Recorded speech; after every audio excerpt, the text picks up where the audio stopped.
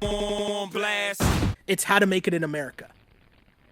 Did you like that show when it came out? Did you watch that on HBO? You know what? I had kind of like Entourage hangover. Okay. And I think that's why it got canceled. Yeah, I do too. But it was a little smarter. Yeah, I thought it was a really cool show. It's basically about these two friends, a white guy and a Hispanic guy. They're like best friends, and it's basically the whole premise of it is these guys are trying to find their hustle into making it in America. They're from New York, and it's really like, I want to say it's really like hipster culture before hipster culture went mainstream, and that's why I think it failed on HBO. Because I think that if that show comes out a couple years later, where hipster culture becomes more mainstream, and it's not even hipster really, like if you think about it, their character's not really hipster, but you know what I'm saying, like just that culture of, you know, kind of the parties that they went to and like the scenes. And remember Lake Bell's character's dating a super hipster dude at one point during the right when they go for like the mass bike ride. Remember that episode? Yeah. So it's a quick watch. It's two seasons. I want to say like 10 episodes, so it might be like 20 episodes total. Yeah. But to me, it's really good, and it's just one of those things where if it came out a couple years later and Twitter was around, that's kind of the generation or the Twitter culture of people that would have made the show a success, and it would have definitely stayed on the air. Because I think of something like Girls, right? Where like Girls was a smash hit, but I think a big part of Girls was also the social media following that added to watching it, right? Not only that, but like, and when it, like, you're absolutely right about like when it hit. Exactly. Yeah, I think that it's funny with HBO. It's like you made a great point in that if it had waited like a couple of years, the show would have blown up. Yeah. It just kind of it wasn't the right time for that show. Yeah, it's 2011 compared to when it came out. Well, it's 2011, right? So you got to think about where like culture is at that time and where culture is now. And maybe a better example, because like early Girls was really, really good, right? But I think of a show like Insecure.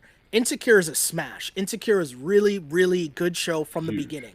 Now, Insecure didn't have the ratings right at the beginning to last on HBO, but the Twitter social media following, like that shit was trending every single time that show aired live in an era where the only thing people really watch live is Game of Thrones. But yet, when Insecure was airing, that would, like, you had to tune into that live because Twitter was just on fire.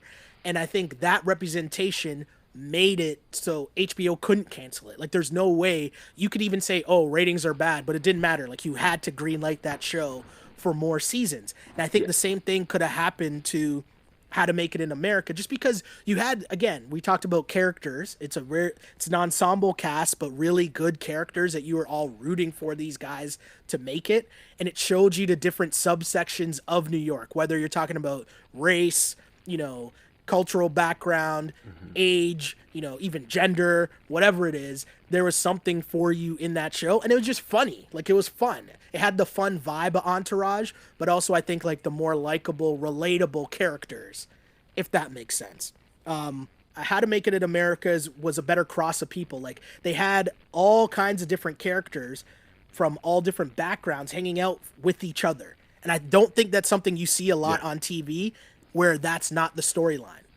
Do you know what I mean? Like, if you have a show, it's like, oh, that's the black guy. Oh, you're the girl in our crew. Oh, you're blah, blah, blah. And it's like, you have all these different people, but that was never really, you know what I mean? Like, the crux of what the show was. It was more like, we're all people from different backgrounds, all trying to find our way in our 20-somethings in New York City.